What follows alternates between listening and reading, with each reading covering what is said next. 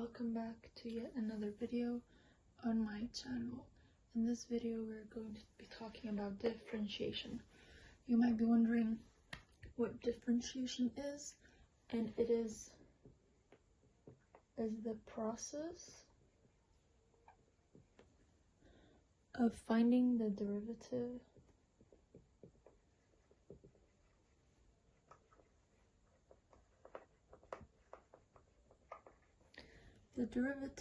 or we can also say the rate of change of a function. As we are all aware of, we can write y as also f of x. In this case, when you differentiate, you can write dy over dx, or we can also write f and this f of x, which also means differentiation. Now that we have an understanding of what the meaning of differentiation is, we are going to be solving some basic examples to get more familiar with the idea. So as I mentioned, when you write the derivative of something, you write dy over dx, or you can also write f of x. And how differentiation works is you take the power and you bring it down. In this case, we have 1 to the front, so 1 times 4 is 4, and then we write x, and then we minus the power by 1, so in this case it's 3. Then let's have another example. We're going to write dy over dx is equal to x4 plus 2. This is the same case as the one above, but we have a constant, and we're going to get the same result because when we have a constant, it's always equal to 0, so we just don't write it.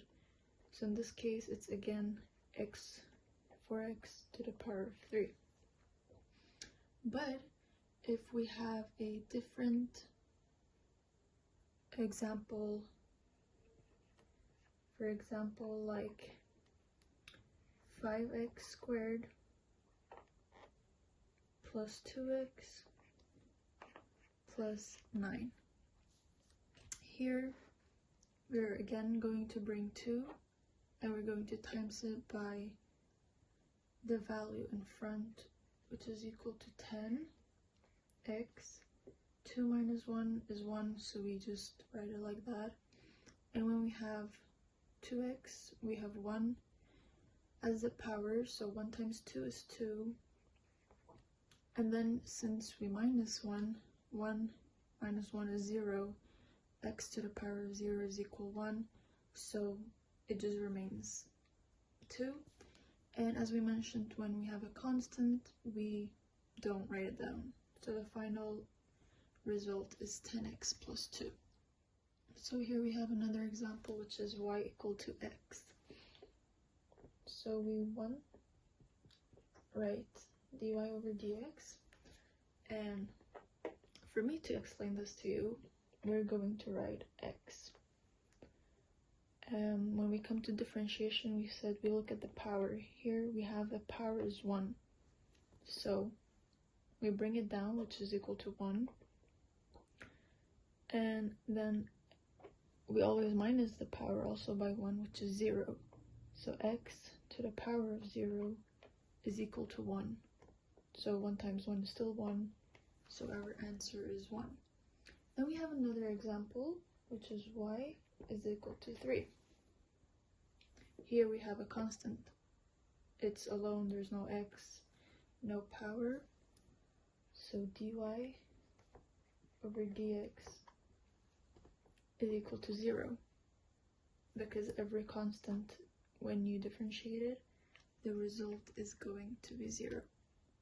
So we're going to be talking about another method of differentiation, which is called the chain rule. It is just like differentiation, like you use differentiation, but it has its own rule. So let's first take, for example, we have fx is equal to 6x squared plus 7x all to the power of 4. So how chain rule works is you look at the power. Here we have 4, and once again we have to write dy over dx when we differentiate. Then we're going to bring down our power, which is 4, and in chain rule you firstly write down the bracket again how it is, and as simple differentiation you minus it by 1, which is 3. But here is what the chain rule comes in. Then you times it and you differentiate what's inside the bracket. So in this case we have 2 times 6 is 12, and then 2 minus 1 is 1, so it's 12x, plus 1 times 7 is 7, and then 1 minus 1 is 0, so our answer is 7. So this is basically the result of our chain rule, but it's neater if we put the first bracket to be like this, and then this other bracket at the back, since we have the power. This looks more neat. Now let's move on to another example. It says differentiate. We have g of t, which is equal to 4t squared minus 3t plus 2, and the bracket is minus to the power of minus 2. Now we write g of t is equal to, once again we bring down the power, which is minus 2. We write what's in the bracket again, and then we minus 1, and since this is a negative, we all know that minus 2 and then minus 1, it's equal to minus 3. And then again we have to differentiate what's in the bracket, which is you bring down 2, it's equal to 8t, and then minus 3, and that's it. And then as before we can just bring this one forward, and we can write this one at the back since it's got the power. If you want to be more clear on how chain rule is used and you would like to see a rule, we have dy over dx, which is equal to the derivative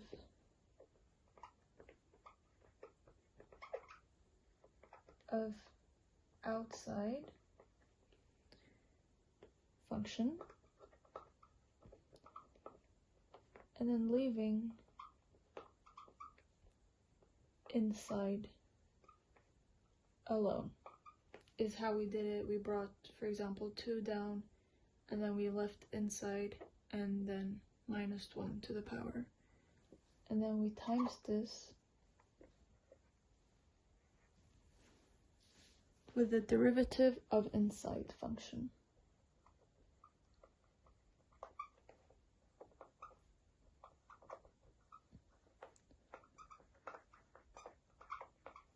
This is basically chain rule. You do those two, and then we have the result. For instance, we can solve another question. For example, we have 3x plus 1 to the power of 2. What this first one says, the derivative of outside function, leaving inside alone. So derivative of outside function is equal to 2, 3x plus 1, leaving the inside alone. And then minus 1 is 1, so we just leave it. And then times by the derivative of the inside function, which is equal to 3. Here you can simplify and times 2 by 3, and then we have this as the answer. This is going to be all for today's lesson. I hope this was very clear and sourceful for you. Thank you for watching.